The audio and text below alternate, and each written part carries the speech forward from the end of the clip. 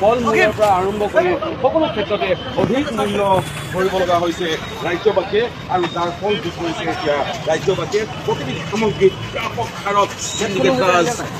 হাৰত শ্ৰমিক প্ৰতিবাদ দেখা পোৱা গৈছে। বৰ্তমান অসম বিধানসভাৰ চৌহদত অখিল গগৈৰ অভিযোগ সমগ্ৰ ৰাজ্যত চিণ্ডিকেট চলি আছে। আমি আপোনালোকক দেখুৱাইছোঁ চুপাৰী চিণ্ডিকেট চলি থকা বুলি কৈছে। চুপাৰী 26 লাখ এক ট্ৰাকত চুপাৰী দাম মাছ 6,000 টকা এক ট্ৰাকত অখিল গগৈয়ে মাছ ওলোমাই লৈছে, চুপাৰী ওলোমাই লোৱা হৈছে ঠেলাখনত।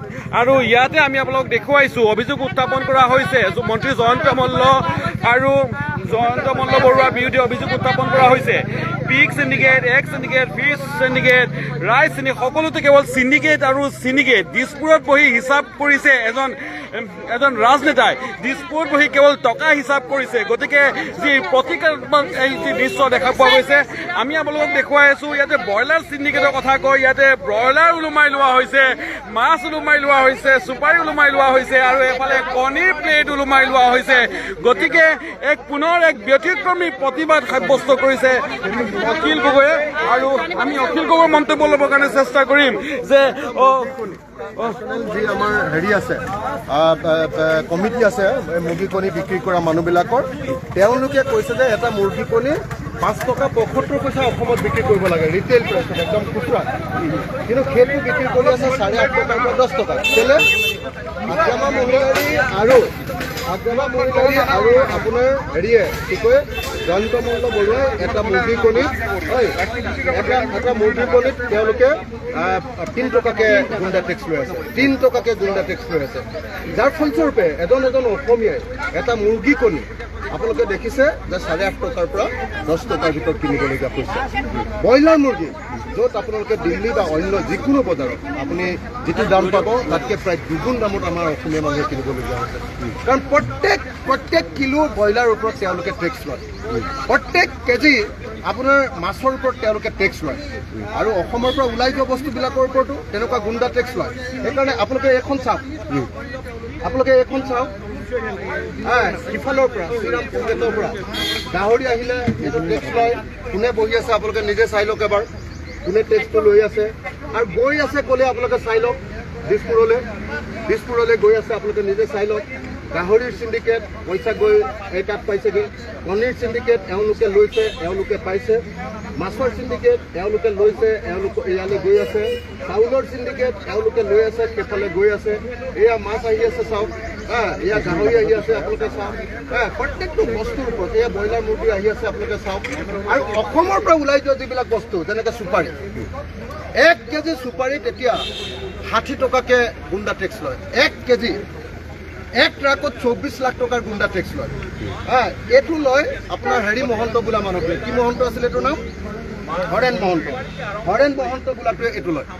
অসমৰ পৰা যোৱা চব কয়লা, আপোনাৰ মেঘালয়ৰ পৰা অহা কয়লা, নাগালেণ্ডৰ পৰা অহা কয়লা, অৰুণাচলৰ পৰা অহা কয়লা আৰু অসমৰ লিডু মাৰ্ঘেৰিটাত খনা কয়লাৰ চিণ্ডিকেট, গৰুৰ চিণ্ডিকেট, প্ৰত্যেকটোৰে চিণ্ডিকেট আছে। আৰু এই চিণ্ডিকেটৰ কাৰণে আজি আমি দেখিবলৈ পাইছোঁ যে চুপাৰী 1 কেজি চুপাৰী 60 টকাকৈ এইটো হেৰিয়াৰ বাৰ্মাৰ পৰা অহাটো। আৰু অসমৰ পৰা যিটো যোৱা লোকেল চুপাৰী আমাৰ যে গাঁৱে গাঁৱে যিটো তামোল কৰে তাৰ চুপাৰীৰ ওপৰত 32 টকাকৈ এতিয়া 1 কেজিত 32 টকাকৈ টেক্স লয়। কোনে লয়? জয়ন্ত মল্ল বৰুৱাই। কোনে লয়? দিছপুৰে পায়। তো সিফালৰ পৰা অহাটো হাগ্ৰামা মহিলাৰী আৰু জয়ন্ত মল্লই একেলগতে লয়। আৰু এইফালৰ পৰা যোৱাটো কাৰ জৰিয়তে যদি চুপাৰী হয় তেতিয়াহ'লে হেৰি মহন্ত, কি নাম এইটো? হৰেণ মহন্ত। আৰু কাঠ যদি হয়, কাঠৰটো যদি কাঠ হয় তেতিয়াহ'লে গোবিন্দ চৰকাৰ, যদি কাঠটো হয় তেতিয়াহ'লে গোবিন্দ চৰকাৰৰ জৰিয়তে হয়। গতিকে ইনকামিং আউটগোয়িং দুইটাতে টেক্স। অসমৰ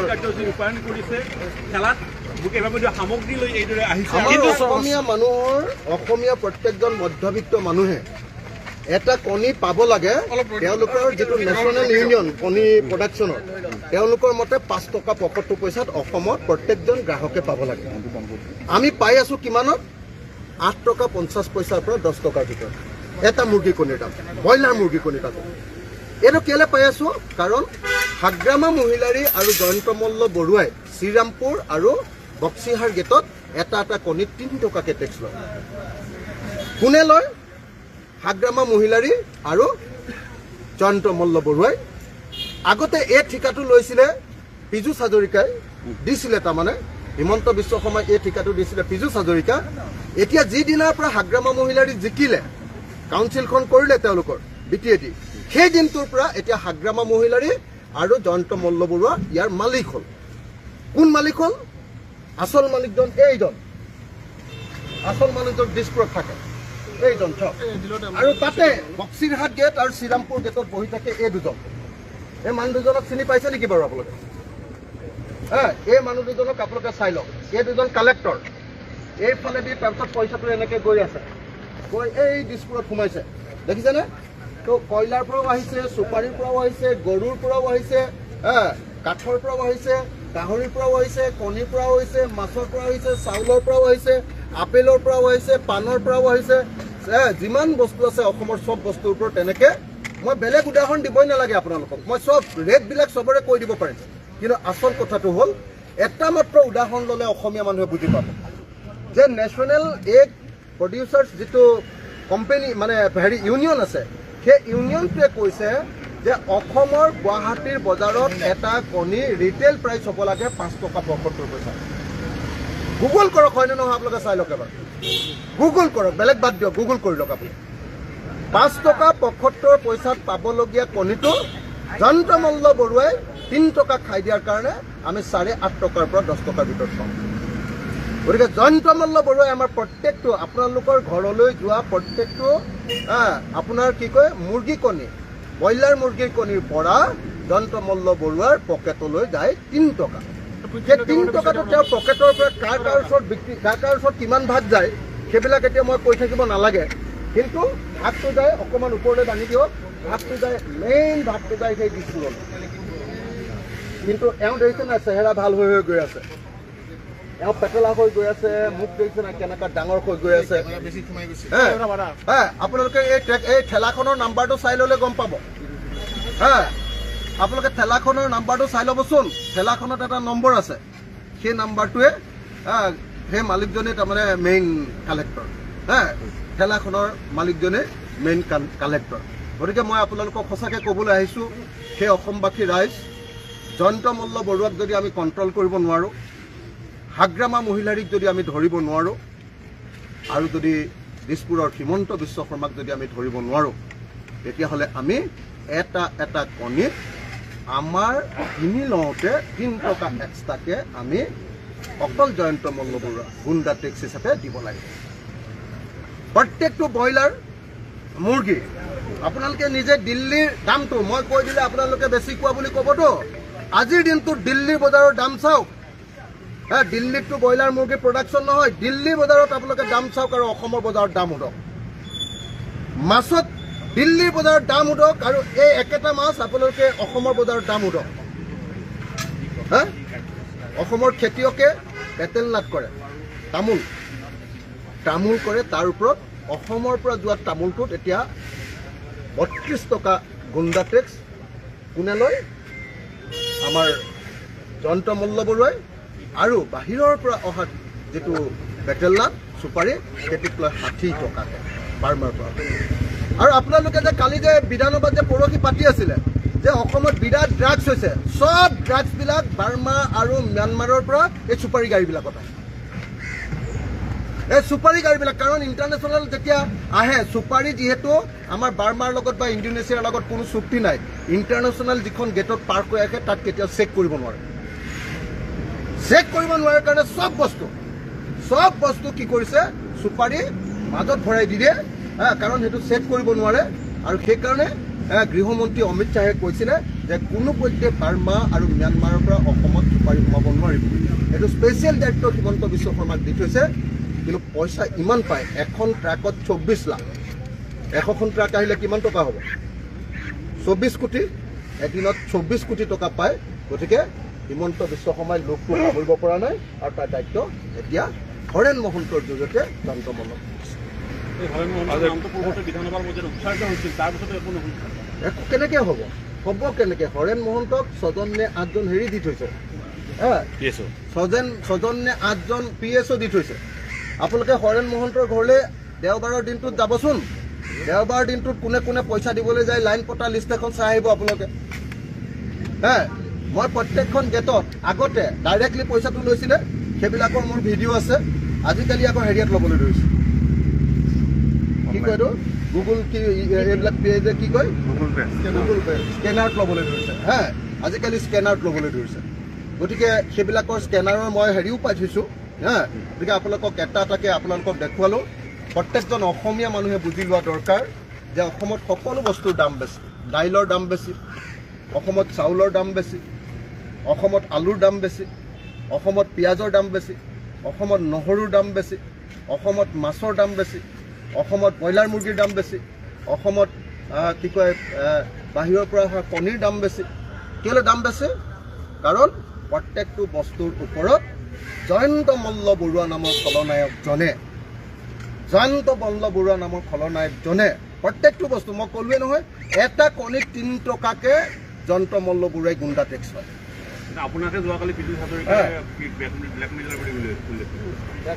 মানে সেইবিলাক কথা এতিয়া পাতি এনে বিষয়টো আপোনালোকে ডাইভাৰ্ট নকৰিব আচল কথাটো হ'ল আগতে পীযুষে চলাইছিলে এইটো এতিয়া জয়ন্তই চলায় আপোনালোকেও জানে আমিও জানো হয়নে আপোনালোক চবেই জানে কিন্তু আপোনালোকে নিউজটো নকৰে মই জানিবা কৈ দিওঁ গতিকে মোৰ ওপৰত ভৰটো দিয়ে আপোনালোকে নিউজটো কৰকচোন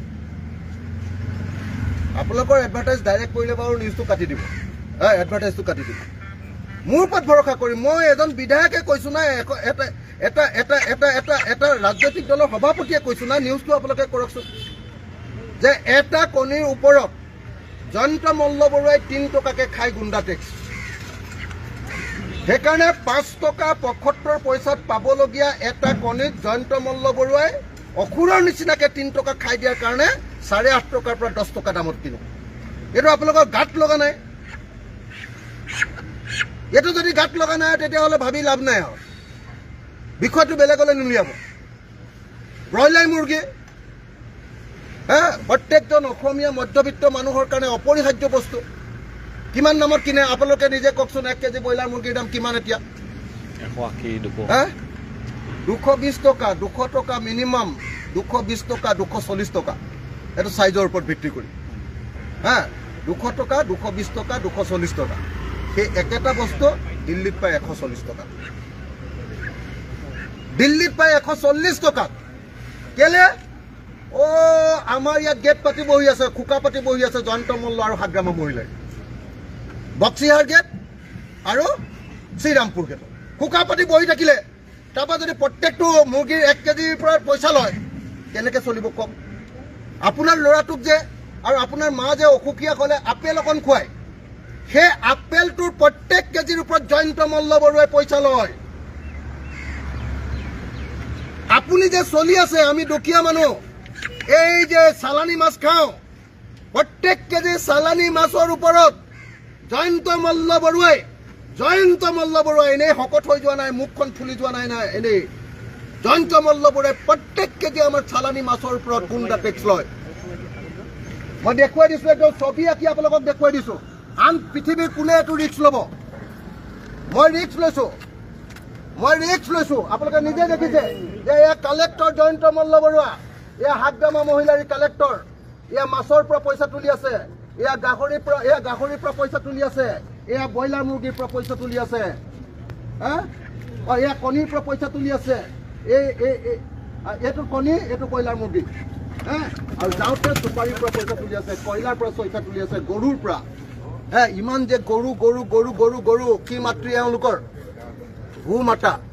গো মাতাৰ পৰা জয়ন্ত মল্লই কিমান পইচা লয় আপোনালোকে সুধিব অসমৰ মাজেদি গোবিন্দ চৰকাৰে ইমান জয়ন্ত মল্ল বৰুৱাই বোলে কাঠ আমুক কৰিব ভুচুক কৰিব এবাৰ জয়ন্ত মল্লৰ মুখত আপোনালোকে গোবিন্দ চৰকাৰৰ নামটো শুনিলে নেকি অসমৰ এটা মিডিয়া চেনেল টিভি পৰ্টেল বাতৰি কাগজ ক'ৰবাত আজিলৈকে আপোনালোকে গোবিন্দ চৰকাৰৰ নামটো শুনিছে নেকি অথচ সব মানুহে জানে যে অসমত কাঠৰ সিন্ডিকেট চলাই গোবিন্দ চৰকাৰে আৰু তাৰ পইচাটোৰ ভাগ পায় এখেতৰ জৰিয়তে সেই দিছপুৰত সবৰ পৰা মেঘালয়ৰ পৰা কাঠ আহে চুৰ কৰা কাঠ অৰুণাচলৰ পৰা আহে ম্যানমাৰৰ পৰা আহে ইণ্ডোনেছিয়াৰ পৰা আহে বাৰ্মাৰ পৰা আহে, চবৰ পৰা, নাগালেণ্ডৰ পৰা আহে, চবৰ পৰা।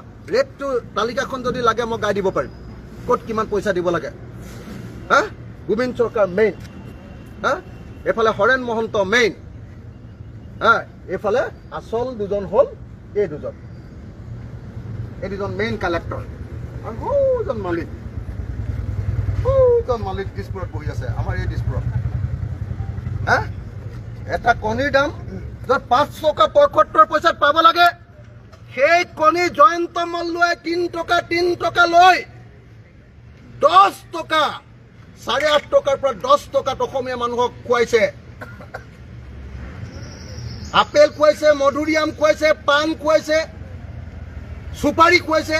অসমত উৎপাদন হোৱা চুপাৰীৰ পৰা এনেকুৱা ধৰণে জয়ন্ত মল্লই টেক্স লৈ অসমৰ মানুহক লুটি পেলাইছে।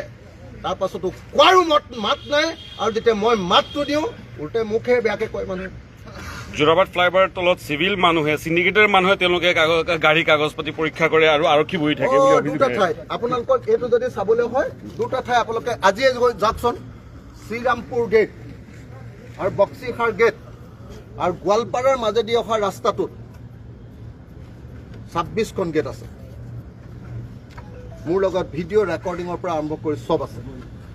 আৰু এইফালে মেঘালয়ৰ পৰা আৰু আপাৰ আছামৰ পৰা অহা গাড়ী এই যোৰাবাটৰ অভাৰব্ৰিজখনৰ ছাইডত যাওকচোন, কেনেকৈ আৰামত বহি আছে আৰু তাত পইচা নিদিয়াকৈ কোন ট্ৰাক আহিব পাৰে চাওক এবাৰ, কোন ট্ৰাক আহিব পাৰে চাওক। আগতে সেইটো পুলিচে কালেক্ট কৰি দিছিলে, আজিকালি পুলিচকো খেদা মাৰি দিলে হিমন্ত বিশ্ব শৰ্মাই। এতিয়া পুলিচে অকল ট্ৰাক কেইখন আহিছে এইটো হিচাপ কৰি খালি জনাই দিব লাগে যে আজি ইমানখন ট্ৰাক আহিছে, মালটো পুলিচে নাপায় এতিয়া। আজিকালি পুলিচ এতিয়া চকীদাৰ অকল, পুলিচে পইচা নাপায় এতিয়া। অকণমান আৰু কি কয়, এই বিজনেছ কৰা মানুহকেইটা এনেই অকণমান দলি মাৰি থৈ যায় আৰু, সেইটো বেলেগ দেই।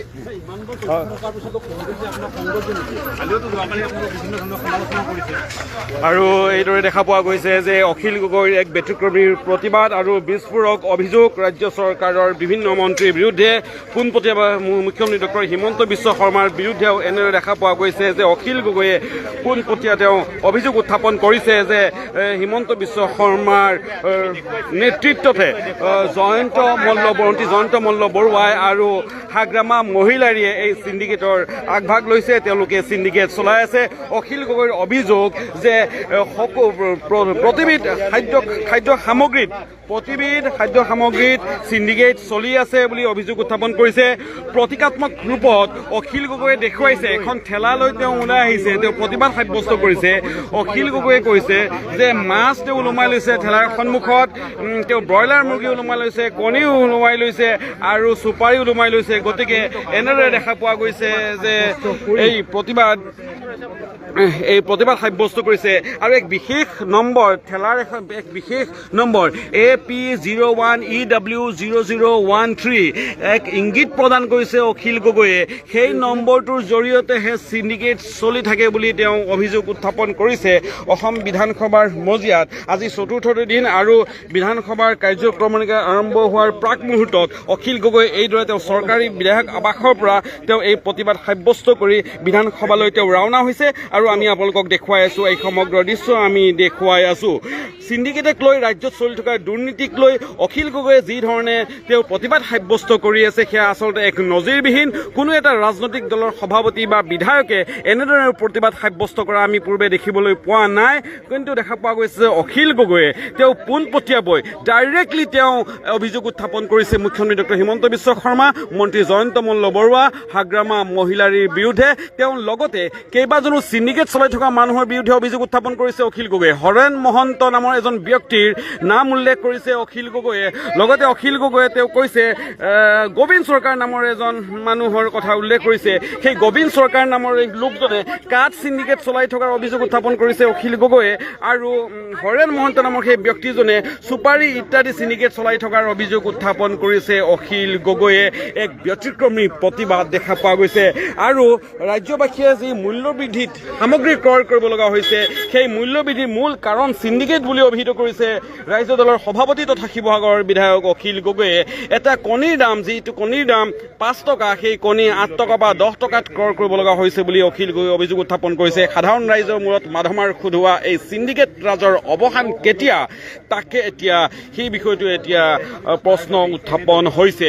কাৰণ দেখা পোৱা গৈছে যে যি সময়ত ৰাজ্যবাসী মূল্যবৃদ্ধিৰ ফলত জুৰুলা হৈ পৰিছে, তেনে সময়ত এই সিন্ডিকেটৰ যি মাধমাৰ, সেই সিন্ডিকেটৰ মাধমাৰ যেনেধৰণে মাধমাৰ খুদাইছে ৰাজ্যবাসীৰ অৱস্থা পানীত হাঁহ নচৰা অৱস্থাৰ দৰে হৈছে। এয়া আমি আপোনালোকক দেখুৱাইছোঁ অসম বিধানসভাৰ পৰা লাইভ দৃশ্য আমি আপোনালোকক দেখুৱাইছোঁ। অখিল গগৈৰ প্ৰতিবাদৰ সেই দৃশ্য আমি আপোনালোকক দেখুৱাইছোঁ। আমি এখন ঠেলাত চুপাৰী, মাছ, ব্ৰইলাৰ মুৰ্গী, কণী ওলোমাই লৈ অখিল গগৈয়ে এই প্ৰতিবাদ সাব্যস্ত কৰি আছে। এক ব্যতিক্ৰমী প্ৰতিবাদ বুলি ক'ব লাগিব। যি প্ৰতিবাদ হয়তো বহুতো ৰাজনৈতিক দলৰ তেওঁলোকে সহ্য কৰিব নোৱাৰে। অখিল গগৈয়ে যেনেদৰে প্ৰতিবাদ সাব্যস্ত কৰি আছে, যিধৰণে ৰাইজৰ হকে যিধৰণে মাত মাতি আছে, সেয়া নজিৰবিহীন বুলি ক'ব লাগিব। ৰাজ্যবাসীৰ দৃষ্টি আকৰ্ষণ কৰিবৰ বাবে সমগ্ৰ মূল্য বৃদ্ধিত বা সিন্ডিকেট ৰাজৰ ক্ষেত্ৰত ৰাজ্যবাসীৰ দৃষ্টি আকৰ্ষণ কৰিবৰ বাবে এয়া অখিল গগৈৰ এক ব্যতিক্ৰমী প্ৰতিবাদ আমি দেখা পাইছোঁ। অসম বিধানসভাৰ মজিয়াত সেই প্ৰতিবাদ দেখা পাইছোঁ। হাতে হাতে প্লেকাৰ্ড লৈ তেওঁ সেই প্ৰতিবাদ সাব্যস্ত কৰিছে। তেওঁ ৰাজ্যত সিন্ডিকেট ৰাজ কেনেধৰণে চলি আছে সেই বিষয়ে তেওঁ প্ৰদৰ্শন কৰিছে। আৰু অখিল গগৈৰ সেই এক ব্যতিক্ৰমী প্ৰতিবাদ দেখা পোৱা গৈছে। এয়া দেখা পাইছে আপোনালোকে চুপাৰী, এক ট্ৰাক চুপাৰীত 26 লাখ টকা সিন্ডিকেটৰ কৰ আদায় দিব লাগে বুলি ইতিমধ্যে অভিযোগ উত্থাপন কৰিছে অখিল গগৈয়ে। মাছৰ ক্ষেত্ৰতো একে, ব্ৰইলাৰ মুৰ্গীৰ ক্ষেত্ৰতো একে, কণীৰ ক্ষেত্ৰতো একে। আৰু এনেদৰে প্ৰতিটো ক্ষেত্ৰত ৰাজ্যত সিন্ডিকেট ৰাজ চলি থকাৰ অভিযোগ উত্থাপন কৰিছে অখিল গগৈয়ে। অখিল গগৈয়ে কৈছে ৰাজ্যত চলি থকা ড্ৰাগছৰ যি বেপাৰ, সেই বেপাৰৰ মূল কাৰণ হ'ল চুপাৰী সিন্ডিকেট। কাৰণ ম্যানমাৰৰ পৰা যেনেধৰণে এই বাৰ্মি চুপাৰী সোমাই আহে, সেই ট্ৰাকসমূহতে ড্ৰাগছ সোমাই আহে বুলি অখিল গগৈয়ে এক গুৰুতৰ অভিযোগ আৰু এক তাৎপৰ্যপূৰ্ণ অভিযোগ উত্থাপন কৰিছে।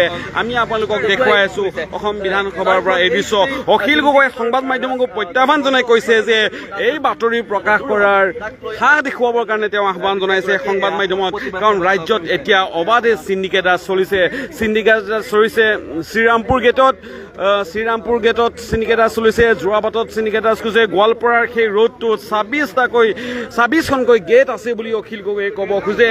আৰু এনেদৰে প্ৰতিখন গেটত আদায় দিয়া সিন্ডিকেটৰ টকাৰ বাবেই মূল্যবৃদ্ধিত জুৰুলা হৈছে ৰাজ্যবাসী।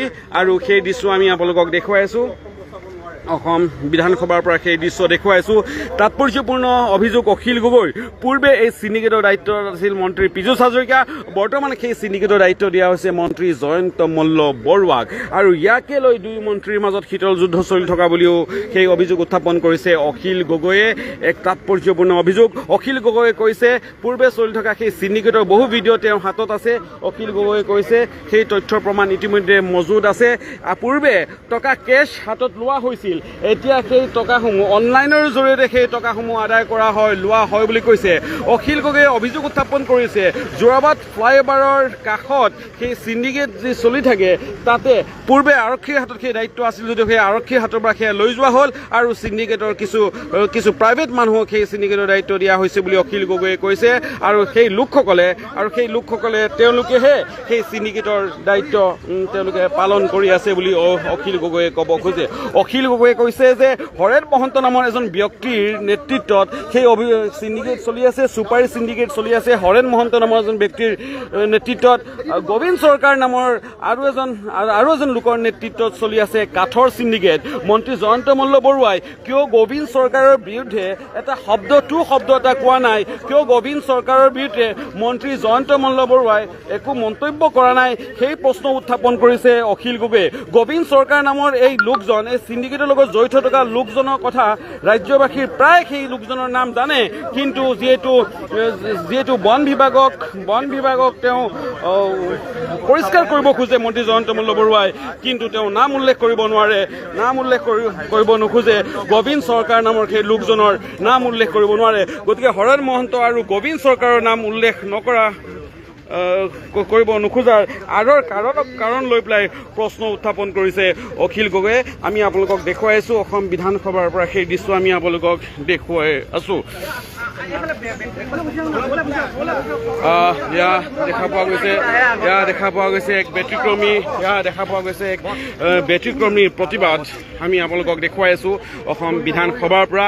ৰাজ্যবাসীৰ মূৰত মাধমাৰ খুদাই এইদৰে ৰাজ্যত অব্যাহত আছে বৃহৎ চিণ্ডিকেটৰ ক'লা এক অধ্যায়, সেয়া ইতিমধ্যে চলি থকা বুলি ৰাজ্য দলৰ সভাপতি তথা শিৱসাগৰৰ বিধায়ক অখিল গগৈয়ে তেওঁ অভিযোগ উত্থাপন কৰিছে।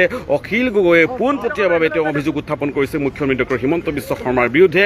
অখিল গগৈয়ে পোনপটীয়াভাৱে আৰু স্পষ্টভাৱে তেওঁ অভিযোগ উত্থাপন কৰিছে মন্ত্ৰী জয়ন্ত মল্ল বৰুৱা আৰু BTC চিফ হাগ্ৰামা মহিলাৰ বিৰুদ্ধে। তেওঁ অভিযোগ উত্থাপন কৰি কৈছে যে এইসকল লোকৰ নেতৃত্বতে ৰাজ্যবাসীয়ে এতিয়া অধিক মূল্য ভৰিব লগা হৈছে প্ৰতিবিধ খাদ্য সামগ্ৰীত, ফল মূলৰ পৰা আৰম্ভ কৰি সকলো ক্ষেত্ৰতে অধিক মূল্য ভৰিব লগা হৈছে ৰাজ্যবাসীয়ে, আৰু যাৰ ফল ভোগ কৰিছে এতিয়া ৰাজ্যবাসীয়ে। প্ৰতিবিধ সামগ্ৰীত ব্যাপক হাৰত চিণ্ডিকেট ৰাজ চলি থকাৰ এক গুৰুতৰ আৰু তাৎপৰ্যপূৰ্ণ অভিযোগ উত্থাপন কৰিছে ৰাইজৰ দলৰ সভাপতি তথা শিৱসাগৰৰ বিধায়ক অখিল গগৈয়ে।